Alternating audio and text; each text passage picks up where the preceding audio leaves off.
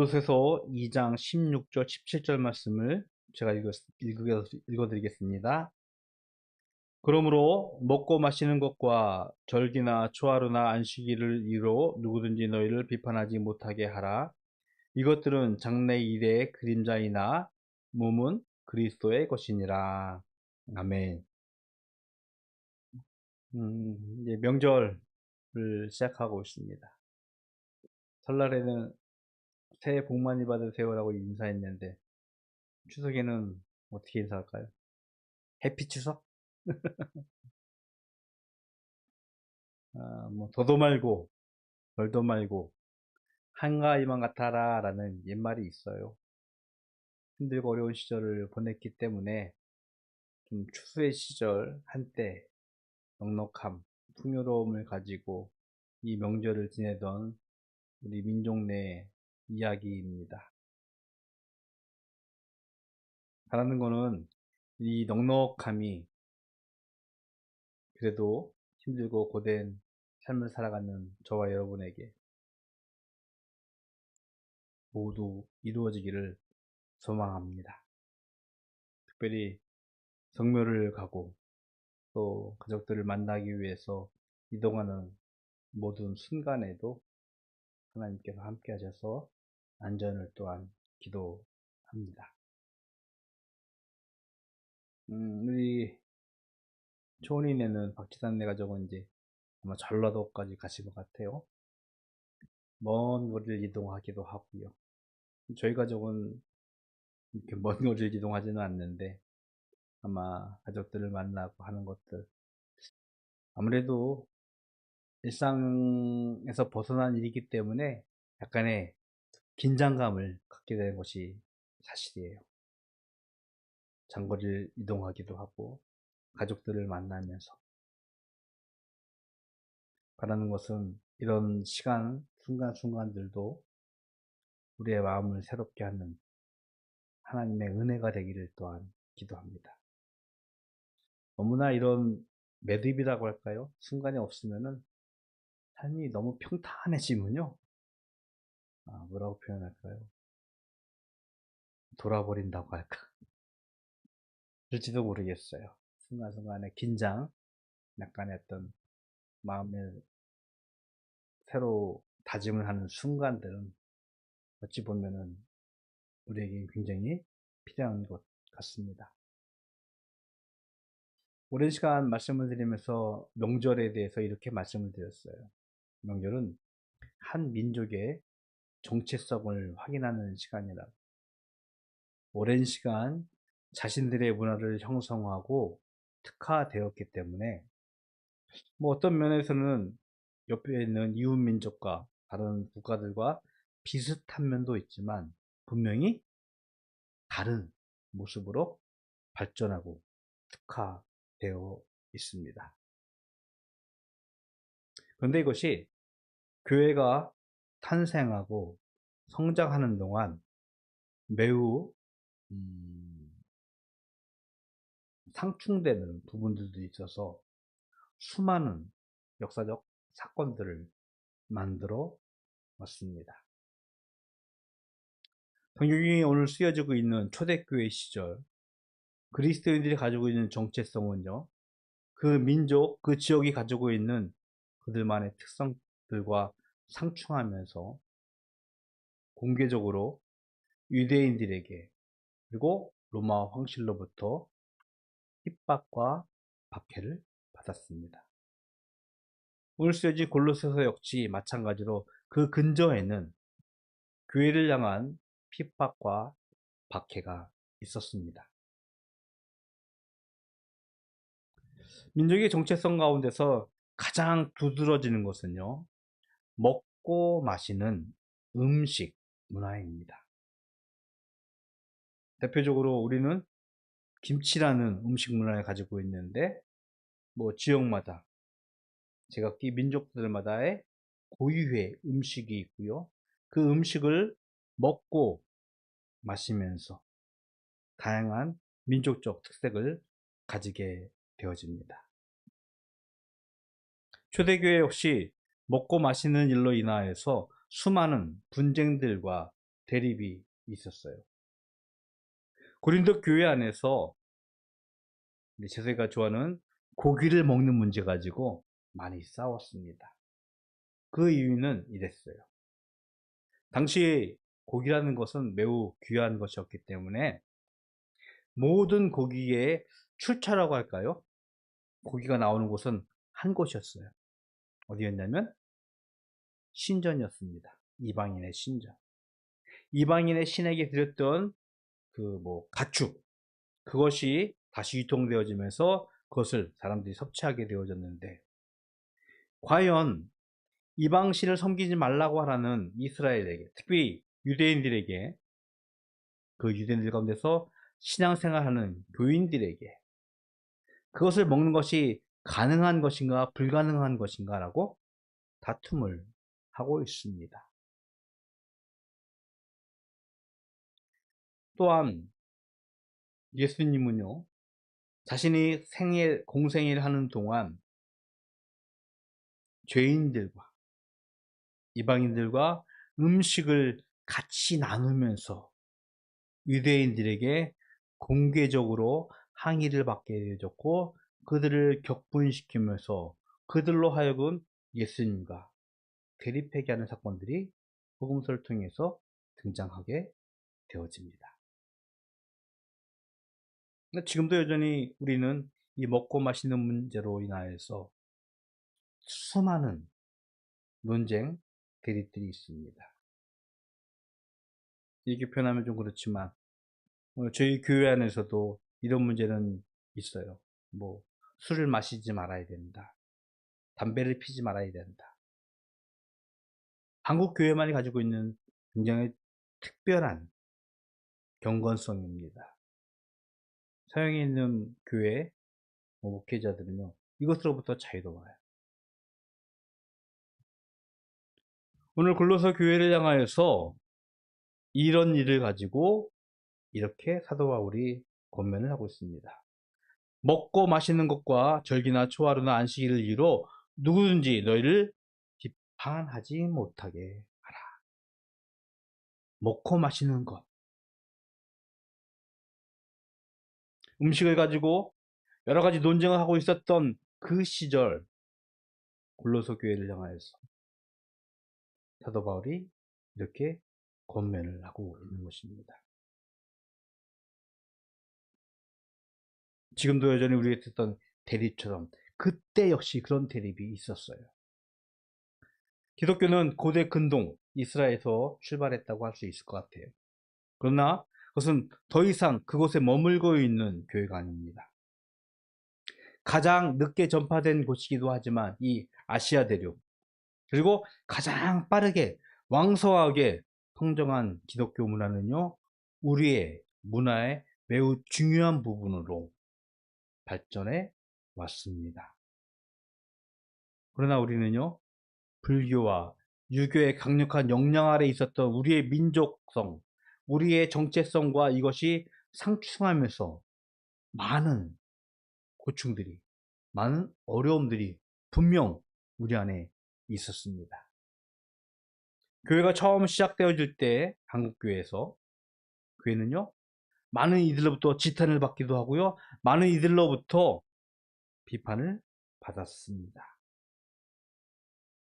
오래전 역사지만요, 그것은 근자에 이르기까지 여전히 그런 습성들로 인하여서 수많은 논쟁들이 있었어요.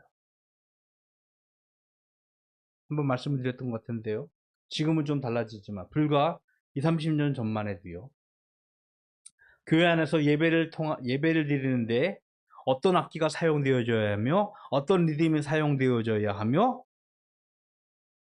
주일에는 음식을 나가서 사 먹는 것이 옳으냐 그르냐라는 논쟁까지 여전히 다툼이 있고 대립이 있는 것이 사실이었습니다. 분명 지금도 수많은 우리 삶의 문화와 기독교가 가지고 있는 정체성 때문에 대립하고 논쟁하는 일들이 여전히 우리 안에 있다는 것은 우리가 거부할 수 없는 사실일 것입니다. 그런데 기억하십시오. 이러한 교회 의 분쟁들, 대립들은요, 복음의 본질인 예수 그리스도와는 예수 그리스도와는 전혀 무관한 일들이라는 것입니다.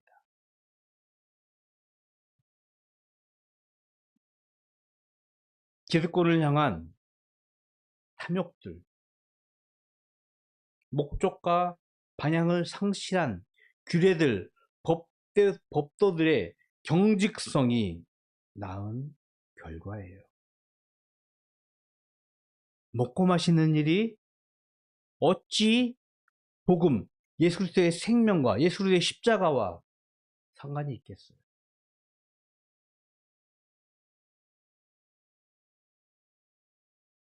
음악 사용하는 것, 어찌 예수 그리스도의 생명과 상관이 있겠습니까? 사도 바울은요, 우리끼리 치고받고 싸우는 일, 먹고 마시는 일로 인하여 음악을 가지고 삶의 모습을 가지고 서로 분쟁하는 모습을 보면서 우리에게 이렇게 말씀을 하고 있습니다. 비판과 대부로 혼란한 교회 안에 17절에 보니까 이것들은 장래일의 그림자다라고. 몸은 그리스도의 것이니라고 말씀을 하고 있습니다. 좀 어려운 말을 드리겠습니다. 구약에 많은 약속들이 있습니다. 많은 계명들이 있습니다. 이것은 그리스도를 향한 예표라고 합니다. 예표란 것은 그림자와 같은 거예요. 불완전한 것이에요. 그것을 향한 어떤 단계에 있는 것입니다. 즉 하나님의 말씀이긴 하지만 그리스도를 위해서 이 율법들이 선포되어졌고 마침내 그리스도를 통하여서 이 율법들이 완성되어졌음을 성경에서는 말씀을 하고 있어요. 즉 어떤 음식은 먹고 어떤 음식은 먹지 말아야 한다는 것을 분명히 구약에서 가르치고 있지만 그것이 전부가 아니라 그것이 예수 그리스도를 위해서 나아가는 단계, 우리가 점차 성장해가는 그 단계의 문화라는 것을 우리들에게 가르쳐주고 있는 것입니다. 안타깝게도요, 유대인들이요, 이 하나님의 말씀을 그들이 가지고 있는 편견, 고집으로 왜곡했고 경직화시키면서 자신들의 기득권을, 자신들의 탐욕을 채우기 위한 것으로 전락시킨 것이 어찌 보면 그들의 삶의 모습이라 할 수 있을 것입니다. 마찬가지로 한국교회, 우리들의 모습들도 거기서 유래할 수 있어요. 교회법이라고 표현을 하기에 좀 그렇지만 교회들이 모여있는 어떤 모임에 가보면요, 수많은 어떤 관습들, 전례들이 있습니다. 그것을 지키고 그것을 행하는 것 매우 의미 있고 좋은 일처럼 여겨집니다. 어른들을 공경해야 되고 대접해야 되고 아랫사람들 가르치고 훈계하는 것도 뭐 참 훌륭해 보여요. 멋있어 보여요. 근데 그 내면의 모습을 가만히 살펴보면 그리스도의 생명과는 전혀 무관합니다. 그리스도의 복음과는 전혀 무관한 채 우리가 가지고 있는 사회의 질서, 기득권을 향한 탐욕을 보완시키기 위한 도구로 전락하고 있음을 저는 느끼게 되어졌습니다. 마태복음 5장 17절의 말씀을 좀 읽어드릴게요. 내가 율법이나 선지자를 폐하러 온 줄로 생각하지 말라. 폐하러 온 것이 아니요 완전하게 하려 함이라. 분명히 말씀드립니다. 우리가 가지고 있는 관습들, 율법들, 법례들, 규례들 불완전합니다. 이것들을 완성시키고자 예수님께서 이 땅에 오셨다라고 성경에서 분명하게 말씀을 하고 있습니다. 예수님의 오심으로 완성되어진 율법, 그것의 껍데기를 가지고 교회를 난도질하고 교회를 왜곡하는 것이 그 역사들이 성경 안에 고스란히 담겨져 있기 때문에 오늘 우리에게 이런 고면을 하는 것이었습니다. 더 이상 율법의 그림자, 미완성된 율법을 가지고 비판하거나 판단하거나 분쟁하거나 대립하지 말라고 사도 바울은 우리에게 가르치고 있는 것입니다. 율법의 완성으로 오신 예수님, 그 예수님 아래서 우리는 왜곡된 율법의 아래서 사는 것이 아니라 그리스도의 자유를 누리면서 살아가야 될 줄로 믿습니다. 우리 교회의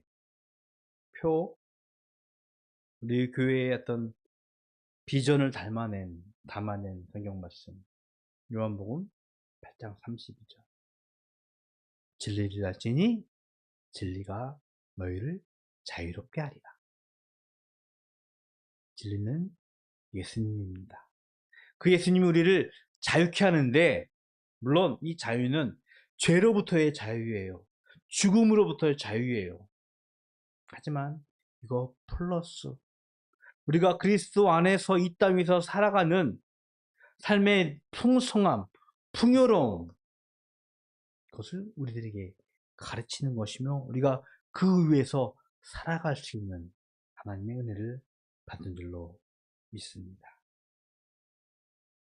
더 이상 먹고 마시고 여러분의 여가를 즐기는 일로 인하여서 다른 사람들부터 비판받지 않고 그리스도 안에서 자유를 얻기를 주님의 이름으로 축복을 드리겠습니다. 왜냐하면 저와 여러분은요 이미 율법 아래에 있지 않냐고 그리스도의 복음 아래에 있는 그리스도의 십자가 아래에 있는 생명을 가진 진정한 자유인이기 때문입니다. 오직 그리스도의 온전함 가운데서 성숙한 믿음의 길을 걷는 저와 여러분에게를 부탁을 드리겠습니다. 추석을 지내는 동안 저희 가족들이 많이 이런저런 모습으로 변했던 것을 좀 생각해 봅니다. 생각해 보면 초기에는 추석 때 되면 뭐 양복 같은 것도 입어야 되고 넥타이도 매야 되고 정갈하고 경건한 준비를 했던 기억이 나기도 합니다. 그것이 잘못됐다는 것은 결코 아니에요. 하지만 그것이 전부가 아니라는 것을 우리가 시간이 지나면서 점차로 깨닫게 되어지고 우리가 진정 이 땅 위에서 바라고 소망해야 할 것은 바로 그리스도의 자유, 그리스도의 생명이라는 것을 우리가 깨달아 왔습니다. 명절을 보내면서요, 우리 가족들이요, 그리스도 안에 있는 자유를 풍성하게, 풍요롭게 누릴 수 있기를 부탁을 드려요. 왜곡되고 경직된 율법의 규례 안에서 우리를 얽매이고 우리를 속박하는 것이 아니라 그리스도의 자유, 성숙한 믿음의 도를 걸어가면서 그 어느 때보다도 풍요롭고 그 어느 때보다도 넉넉한 명제를 보내면서 가족의 사랑을 나눌 수 있는 우리 모든 바다교회 가족이 되기를 주님의 이름으로 축복을 드리겠습니다. 기도하겠습니다. 하나님, 감사합니다.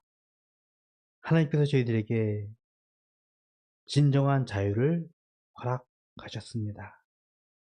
왜곡되고 경직된 율법의 규례가 아니라 예수 그리스도의 생명의 자유가 우리를 그 어느 때보다도 넉넉하고 풍성하게 만들었습니다.